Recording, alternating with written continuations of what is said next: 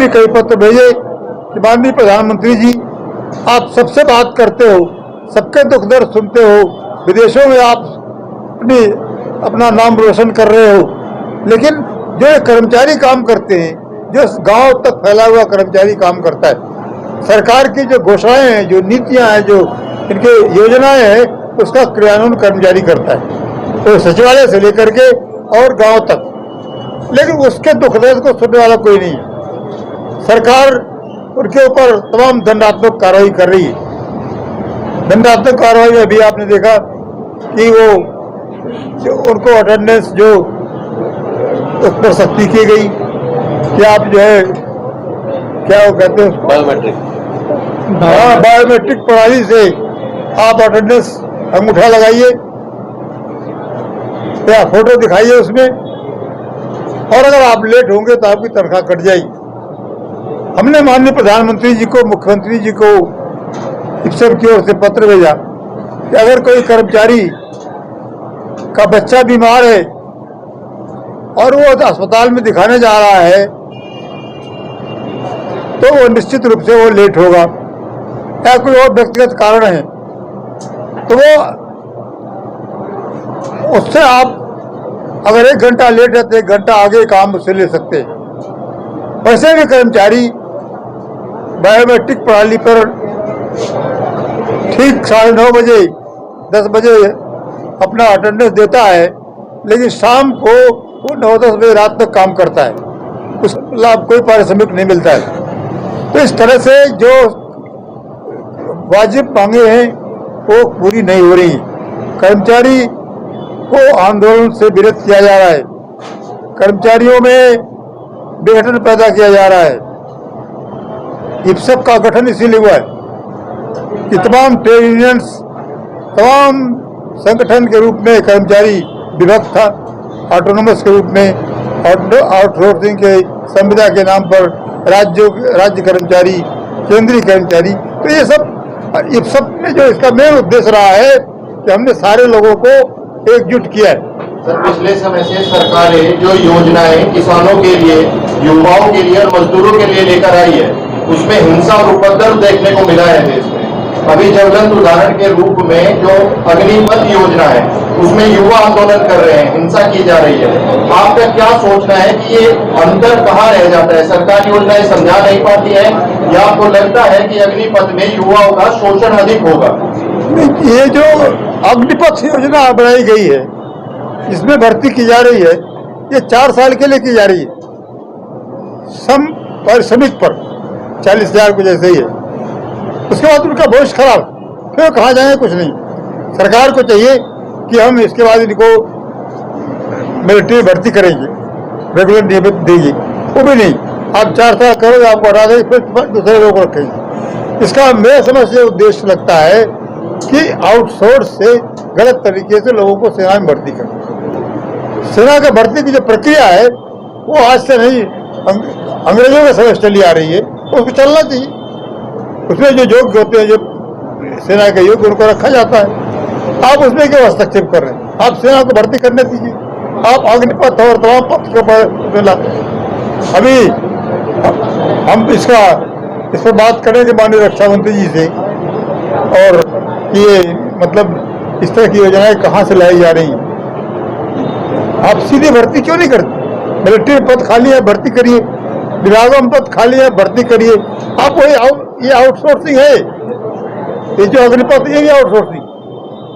तो हमने मांग कर रखी है कि आउटसोर्सिंग के कर्मचारी के लिए एक पॉलिसी बनाइए।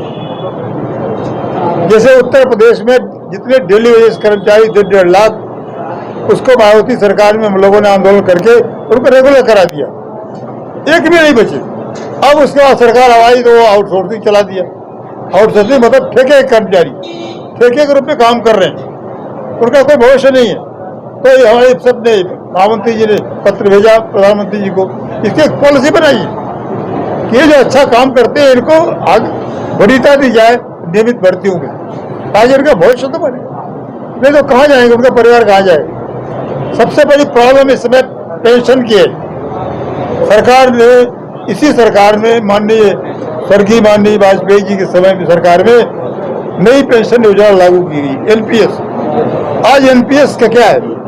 एनपीएस में न भारत सरकार बता रही है कि जब रिटायर हुआ कर्मचारी तो उसको कितनी पेंशन मिलेगी, न कर्मचारी बता रहा है, संगठन बता पा रहे हैं। एक मतलब अजीब स्थिति है। जब रिटायर होगा उसको क्या मिलेगा उसका कुछ पता नहीं, उसको सरकार उस पैसे को उसमें लगा रही है शेयर में घाटा होगा तो उसको घाटे उसके पैसा घाटे में चला जाएगा। तो हमने ये मांग की कि ये पेंशन, पुरानी पेंशन अंग्रेजों ने लागू की थी, अंग्रेजों के समय से चल रही है और आज क्या जरूरत थी इसको खत्म करने की। सारे लोग, माननीय राष्ट्रपति, प्रधानमंत्री, मंत्री, विधायक, सांसद सभी लोग पेंशन पा रहे हैं। तमाम और तरह के लोगों को पेंशन दी जा रही है। जो कर्मचारी रात दिन काम करता है सरकार का, आप उसके पेंशन क्यों काट रहे हैं? आप एक बेहद जरूरी मुद्दा है कर्मचारियों का, कि काफी कर्मचारी जो इस चीज से जो है गुजर रहे हैं। आपकी फेडरेशन किस प्रकार से उन कर्मचारियों को जोड़ेगी और किस प्रकार से काम करेगी? नहीं समझे? किस प्रकार से आपकी फेडरेशन कर्मचारियों को जोड़ेगी जिनको इस चीज के बारे में नहीं पता है, जो आप कार्य कर रहे हैं, किस प्रकार से आप जोड़ेंगे उन्हें? पूरे देश में कैसे जोड़ेंगे? हमारी फेडरेशन कर्मचारियों को कैसे जोड़ेंगे? हमने सारे लोगों को जोड़ रखा है इसमें। जितने भी कर्मचारी हैं, श्रमिक वर्ग के काम करने वाले, किसी भी सेक्टर में हो, वो सबको हमने जोड़ा है इसमें। इसीलिए इसका नाम ही इंडियन पब्लिक सर्विस एम्प्लॉयमेंट। और अब खुशी की बात है कि इसमें आईएएस, अखिल भारतीय सेवा के लोग भी आने लगे। वो कह रहे हैं कि हमको पेंशन नहीं मिली, जो नया वर्ग है, हम भी आपके साथ आए। तो ये एक गैर राजनीतिक प्योरली एम्प्लॉइज की टीचर्स के लिए एक संगठन बना है और इसमें ईमानदारी से हम लोग काम कर रहे हैं। हमें किसी पर दबाव नहीं है, हम अपने तरीके से काम कर रहे हैं। और आपको बता दें कि जब मनमोहन सिंह जी की सरकार थी, उस समय हम लोगों ने मांग की थी कि जो ये वेतन आयोग बैठता है, ये ड्यू डेट पर बैठता है, इसको 2 साल पहले आप अगर गठित कर दें तो ड्यू डेट पर वो मिलने लगेगा एम्प्लॉइज को। उसको उस सरकार ने, यूपीए सरकार ने स्वीकार किया और 2 साल पहले जो केंद्रीय वेतन आयोग बैठा, उसकी रिपोर्ट आ गई, 1/1/16 से लागू हो गई। राज्यों में भी लगभग लागू हो गई है, पूरी नहीं हुई लेकिन हो गई है। तो हम लोग सब हमेशा कंस्ट्रक्टिव वर्क कर रहा है कि जो कमियां हैं, अब दूसरी चीज़ जो आउटसोर्सिंग की, हम लोग इसको ली, पेंशन को के मामले को उठा रहे हैं। हमने मांग कर रखी है कि प्रधानमंत्री जी, आप कहते हो कि एक देश एक विधान, तो हमारी सबकी मांग है कि एक देश एक वेतन भत्ते सुविधाएं, चाहे वो कहीं भी काम करता हो, किसी भी पद पर काम करता हो, उसका जो पद है उसके हिसाब से उसका वेतन पूरे देश में सब जगह पे लागू करिए।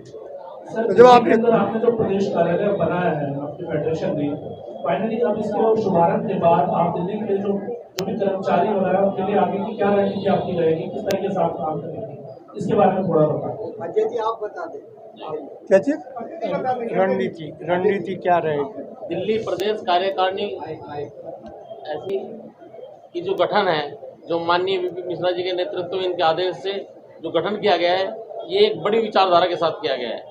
जैसे कि बताया गया अभी कि पूरे देश में इप्सेप की अलग अलग हर राज्य की इकाई है, लेकिन दिल्ली में एक मजबूत इकाई अभी तक गठित नहीं हुई थी। और देखिए, आप पूरे देश की समस्याएं दिल्ली से समाधान होता है, पूरे देश की समस्याओं का समाधान दिल्ली से होता है। इसलिए दिल्ली की मजबूत इकाई, जिसमें आज 23 विभाग, जो आपने देखे हमारे साथी, 23 विभाग की संस्थाएं, जो कर्मचारियों की संस्थाएं हैं, वे आज एक अम्ब्रेला के नीचे हैं, एक छाते के नीचे हैं। आप इससे समझ सकते हैं कि आने वाली दिल्ली कैसी होगी। अगर दिल्ली के किसी कर्मचारी को किस तरह प्रताड़ित किया जाएगा तो ईंट का जवाब पत्थर से दिया जाएगा। ऐसे हमारे अंदर संस्कार आदरणीय वीपी मिश्रा जी ने हमें डाले हैं। अभी जो सबसे बड़े मुद्दे हमारे हैं, वो जैसे कि बताया आदरणीय मिश्रा साहब ने कि नई पेंशन स्कीम जो लागू कर चुकी है सरकार, उसकी पुरानी पेंशन बहाली हमारा सबसे पहला मुद्दा है। जिसकी पुरानी पेंशन बहाली के लिए हम लगभग, ये हमारा एक टारगेट है कि आने वाली 2024 से पहले प्रधानमंत्री वही बनेगा जो हमारी पुरानी पेंशन को बहाल करेगा। ये हमारी एक मजबूत और एक हमारा अगला एक टारगेट है। सबसे बड़ी चीज आती है आज डेट का अनएम्प्लॉयमेंट की बात आपने करी, सारी चीजें आपने समझी सारी है। फेडरेशन का मुख्य उद्देश्य अभी क्या रहता है आपका हमें शुरू होता है, लेकिन जो क्रममूल आधार पर जो नौकरियां आज तक नहीं दी जा रही उस पर आपका क्या कहना है कि उसमें कई आक्षेप गवर्नमेंट लगा के उनको नहीं देती है? देखिए, इसके बारे में सबसे बड़ी संस्था जो हिंदुस्तान की है रेलवे, उनके साथी भी हमारे बीच मौजूद है। कहीं ना कहीं वहीं से कुठाराघात हुआ है, उस कुठाराघात को हम रोक लगाएंगे और आने वाले समय में देखिए दिल्ली के पूरे हिंदुस्तान का जो कंट्रोलर दिल्ली है, दिल्ली के सारे मंत्रालय हैं। अभी आपने हमारे साथियों को देखा कि हमारे साथी किस तरह से एक जुझारू हैं और दिल्ली को घेरने में हम देर नहीं लगाएंगे। जिस तरह अब जो हमारे पदों की जो एक बताया हमारे मिश्रा साहब ने कि जो हमारे तदर्थ श्रेणी कर्मचारियों को तदर्थता के आधार पर दिया जा रहा है, आउटसोर्स किया जा रहा है, इसकी नाकेबंदी करेंगे। जो हमारे अब से पहले हर विभाग में जितने भी पद हैं, सृजित पद हैं, उन पर हम दोबारा भर्ती कराने का आंदोलन करेंगे। इसके लिए आपने अब तक आंदोलन क्या किया? बोर्ड जो बोर्ड है वो तो खत्म नहीं कर दिए, क्रिएट करना पीओ इसकी पोस्ट खत्म कर दी।